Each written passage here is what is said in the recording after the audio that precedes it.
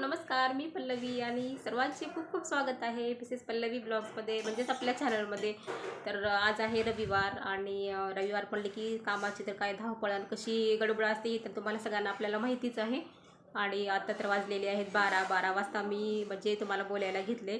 म्हणजे सकाळचं सगळं काम झाले आणि आज रविवार स्पेशल असल्यामुळे मुलींना काहीतरी खायला लागतंच. मग त्याच्यामुळं आजचा बेत हा इडलीचा बेत आहे. इडली सांबार आणि चटणी असा बेत आहे. आणि मग काही मुलींचा नाश्ता वगैरे पण सर्व काही झालेला आहे. आता फक्त आता आईचा आणि माझा नाश्ता राहिलेला आहे. मग आजच्या ह्या रविवारच्या ह्या दिवसभरामध्ये जे जे काही म्हणजे घडणार आहे माझ्यासोबत ते सर्व तुमच्यासोबत मी आज शेअर करणार आहे. मग चला, मग व्हिडिओ स्किप करू नका अजिबात. चतुर्थी असल्यामुळं आईला साईडला तिकडे दुर्वा एवढ्या छान आलेल्या आहेत ना, तिथल्या काही दुर्वा आईला आणि थोडेसे लाल फुलं पण मिळाले, ते आईला आणून दिले. आणि आईने इकडे गणपतीची छान अशी पूजा केली. आईने मस्त अशी एकदम देवाची पूजा केली आणि तोपर्यंतच मी इकडे इडलीची तयारी चालू केली. आणि संडे स्पेशल म्हणलं की मुलींना काही ना काहीतरी चेंज थोडंसं करावंच लागतं. दररोज मुली पोळी भाजी खाऊन कंटाळा करतात आणि मग सुट्टी असली की थोडासा काहीतरी वेगळा असा बेत केला म्हणजे मुली दिवसभर खात राहतात. आणि असं मी व्हिडिओ करत करत ना मुली काहीतरी मला बोलतात आणि त्यांना मी काहीतरी बोलते. मग ते व्हिडिओमध्ये सर्व काही शूट होतं, त्यांनाच काहीतरी मी बोलायलेली असते. आणि मग काय इडलीच्या ह्या बॅटरमध्ये मीठ वगैरे टाकलं आणि छानपैकी त्याला असं मिक्स करून घेतलं. आणि मला असं वाटत होतं की पावसाळ्याचे दिवस आहेत त्याच्यामुळं पीठ छान फॉर्मेट होते की नाही असं वाटलं होतं. पण छान असं पीठ एकदम असं फुगलं होतं आणि मस्त मग काही इडल्या पण माझ्या अशा एकदम छान छान झाल्या. आणि सकाळीच म्हणजे संडे असले की थोडंसं उठायला थोडा उशीरच होतो आणि असं काही केलं की मग मुलींचा हा प्लॅन असा हा होऊन जातो. आणि तोपर्यंतच काही इकडे मग डाळीचं कुकर पण झालं होतं. छान मस्त अशी डाळ शिजली होती, त्याला असं छान असं हटवून घेतलं. आणि सांबारसाठी जे जे काही माझ्याकडे साहित्य होतं ना ते सर्व साहित्य इथे मी असं हे कट करून घेतलं. म्हणजे पातळ उभा कांदा चिरून घेतला, टोमॅटो आणि सुकलेल्या लाल मिरच्यासुद्धा होत्या, अद्रक लसणाची पेस्ट, बटाटा थोडा पाण्यामध्ये टाकून ठेवला होता कट करून, कढीपत्ता, कोथिंबीर, म्हणजे हे सर्व साहित्य होतं. हे सर्व साहित्य असं मी इथे कट करून घेतलं. आणि मग काय आपले सांबारची तर रेसिपी तर काही सगळ्यांना आपल्याला माहितीच आहे. इडली आणि सांबार म्हणजे काय हे काय म्हणजे नवीन नाही, असे सगळं सर्वजणच करतात हे. पण म्हणलं चला आपण आता करतच आहोत तर मग रेसिपी तुमच्यासोबत ही शेअर करावी.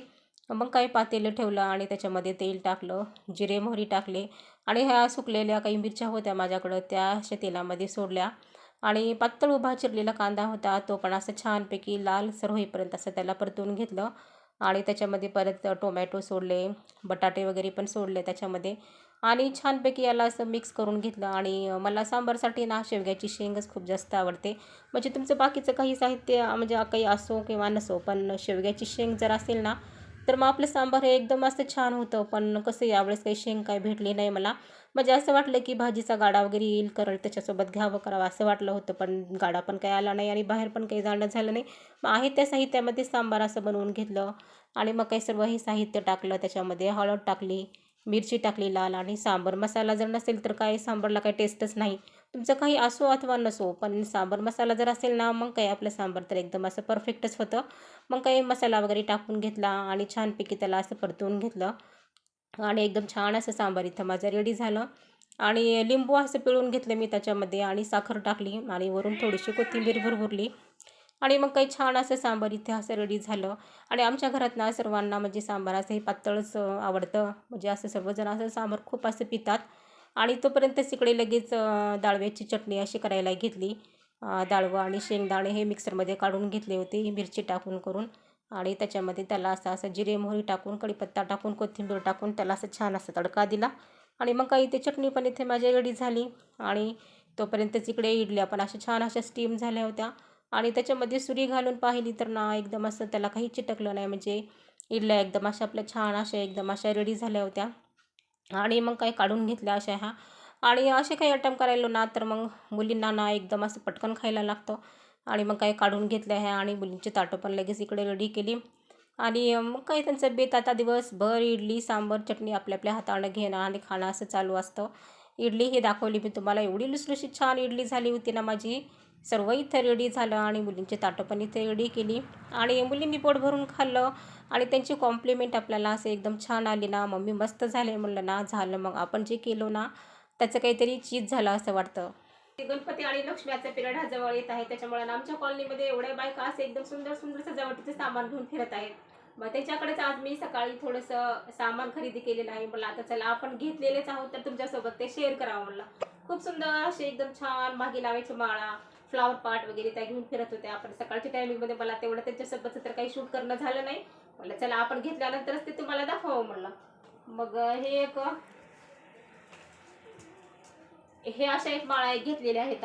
खूप सुंदर सुंदर अशा माळा आहेत ह्या असलेल्या. आता आपले म्हणजे कसं श्रावण महिन्यामध्ये खूप आपले सण वार असतात, पूजा वगैरे असतात, त्याच्या पाठीमागं आपण हे माळा असे छानपैकी लावू शकतो. आणि याला ना खाली असे लटकन पण आहेत बघा, असे एकदम खूप सुंदर असे लटकन आहेत. आणि हे ना म्हणजे मला भेटले हे 100 रुपयाला, हे मला 7 पीस भेटलेले आहेत. तुम्हीच सांगा मला आता स्वस्त भेटले की महाग भेटले हे सांगा मला. पण खूप सुंदर कलर आहे आणि सध्या ह्याचा खूप असा ट्रेंड पण आहे बघा. असा छान वाटतात हे पाठीमागं सजावटीसाठी लावायला. आणि परत फ्लावर पॉट पण मी घेतले त्यांच्याजवळ. हे अशा पद्धतीचे 2 फ्लावर पॉट सुद्धा मी त्यांच्याजवळच खरेदी केलेले आहेत. एवढं सुंदर सुंदर सामान होतं त्यांच्याकडे. कॉलनीतल्या बरेच जणांनी एवढी काही असे खरेदी केली नाहीची.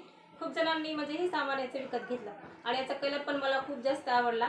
त्याच्यामुळं मग मी हे खरेदी केले. कसे आहे ते तुम्ही मला नक्की कमेंट करून सांगा हे फ्लावर पॉट वगैरे.